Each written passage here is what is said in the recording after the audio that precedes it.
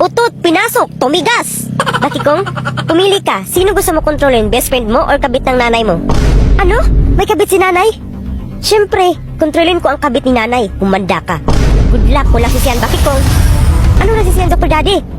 Hay naku anak, pagod ako kayod sa trabaho. Kayod sa trabaho o kayod sa kabit? Ano anak? May sinasabi ka? Wala na, punta muna ako kay tatay. O anak, bakit ka andito? Tay, may tanong ako. Bakit hindi lagi umuwi si nanay? Kasi anak, may trabaho siya.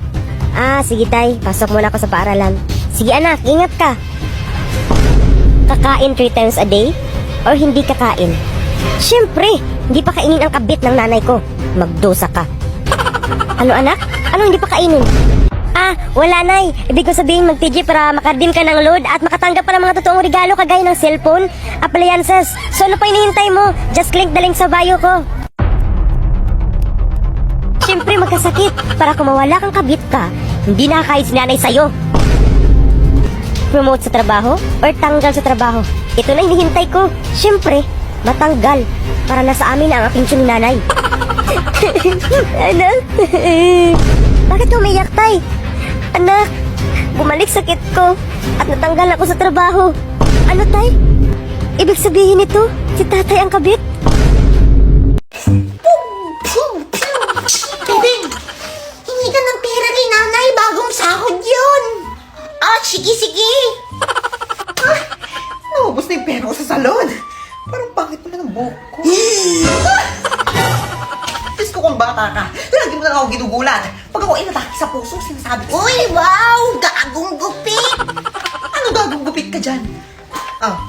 Maganda ba? Ako, nay, sobrang ganda. Parang bumata ako nga, pin ko kaedad na kita eh. Sus, Bebeng, tigilan mo ako, magbobola ka eh. Naka sa tatay mong lasinggero. Tingin, pero nay, bibili ako pagkain. Eto. Sige na, paruhan ka na. Mag-ingat ka, baka masanto-santo ka. Sige, nay, bye-bye.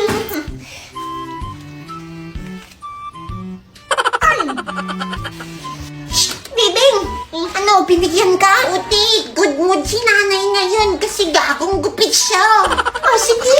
Sige, bibili mo na ako ng pagkain tsaka ako makikipaglaro sa labas. Bye-bye. Hihingi rin ako. Nay! Ano ba yun? Pengin pera! Ayan, dyan kayo magagaling. Hingi ng pera. Hingi dito, hingi doon. Akala nyo ba mayaman tayo? Akala nyo ba nagtatayok ng pera? Akala nyo pinupulot lang natin yung mga pera na yan? Hindi! Ala, ang galing mag-flip-top na ya. Sabi mo? Sabi ko ang daya kasi bakit si Bebeng binigyan nyo tapos ako hindi. Sige, ayan. Sabi mo na. Nang matahimik naman yung buhay ko, oo. Ay, Pagbibigay din kasi ang dami pa sinasabi. Alis na ako. saan ka ba kasi pupunta, ha? To the moon. Bastos! Bebeng, tara, tagu-taguan. Sige, ako na lang taya. Sure ka, baka di mo kumanap ha. Shush! O yung dali-dali mo kayang hanapin. Tignan natin. Tago na, bilis! Go! Tagu-taguan, maliwanag ang buwan. Wala sa likod, wala sa harap. Pag bilang ko 3, nakatago na kayo. 1, 2, 3. Uy! Wala na siya. Di na ako mahanap dito. Kasan na kaya si Budog? Bebeng! Nay! Naglalaro pa kami! Ay, hindi. Kakain na! Uwi! O sige, susunod na ako! Bilisan mo, ha? Budog! Ayaw ko na, hindi na ako sasama! Kakain na kami! Sus, kunwari kakain sila tapos paglabas ko tsaka na ako outing. Budog! Ayaw ko na, bahala ka dyan! Ayaw na raw siya. Tapos a-outing niya ako kapag lumabas ako. Oy, no. Mautak ko, ha. Pautakin tayo, sige. 2 days later. Ikaw, Bebeng, ha? Mag-ingat ka lalaro-laro dyan sa daan, ha? Bakit po, Nay? Ay, naku yan si Budog. 2 araw nang nawawala. Di mo alam kung kinuha ng mga muning bata na nakasakay sa puting van. Ayan si Aling mong Turing. Kawawa, hanap ng hanap. Si Budog? Kalaro ko lang yan ng isang araw, ah. Tignan mo. Kalaro mo lang, tas nawala agad. Kaya ikaw mag-iingat ka, ha? Huwag kang lalabas-labas. Okay, sige. Kawawa naman si Budog. Dalawang araw na, di pa ako nahanap ni Bebeng. Kahit wala pa ako tulog, tsaka kain. Ang galing ko magtago. Go! Dating gawi! Ako sa CR! Ako sa kantin! Ang bibilhin ko? I-check mo muna! Ibas mo Okay, bilis! Wala ba kayong klase? Secret! OMG, te! Nahuli ako ni guard!